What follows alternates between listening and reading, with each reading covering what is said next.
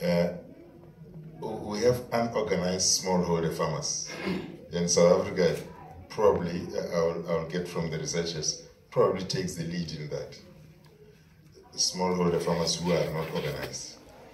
And if they're not organized, then you cannot do the recommendations. You cannot implement the recommendations like that of the last two keynote speakers,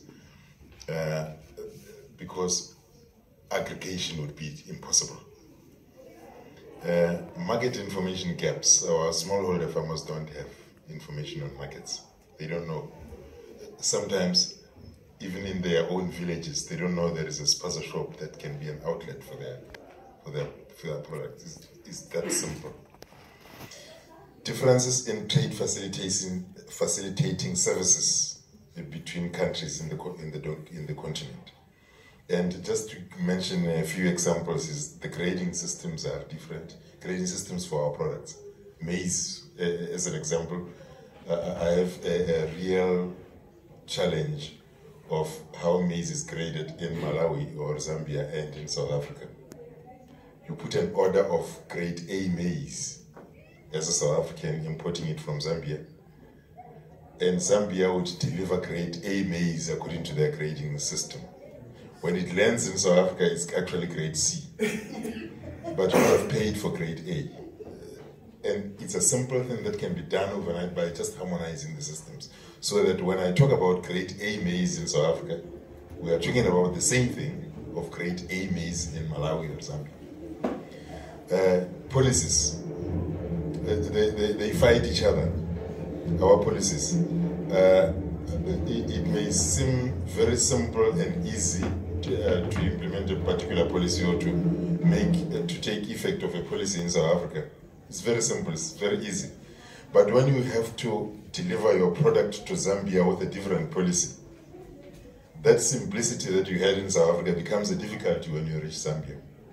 I cannot think of an example now, but let me, because of time, I'll just go, you'll figure it out. I know you are all smart people.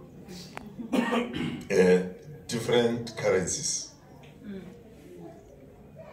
You go to Lesotho, it's this currency. You come to South Africa, you cannot use that. Just across the border, in the same town, in some instances. But because part of the town is in another country, you have to use different currencies. I have a problem sometimes buying meat in Botswana, and when I buy meat in Botswana in my home village, it's actually, I can just lift my hand and pick a piece from there and pay with the rand. And my Botswana guy says, no, but I don't want the rand, I want a pula. Then the transaction collapses. Inappropriate transport modes. You should see trucks in South African highways delivering things which should be delivered in another mode of transport. No wonder we know how to navigate potholes in South Africa. Capacity of governments to regulate. Our governments don't have capacity to regulate. You tell us, okay, you need an import permit for this product. You don't have an officer to sign that permit. The officer who's competent enough to know if this is the right permit. And what happens? The transaction collapses.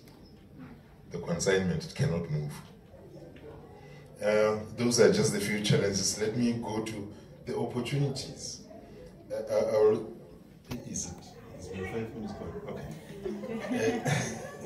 The opportunities, there are plenty of them. Some of them have been said. We have huge markets, and people have money.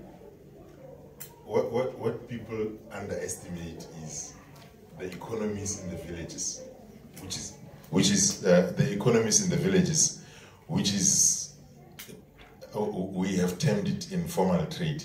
That informal trade is a big economy if you put them together from village to village.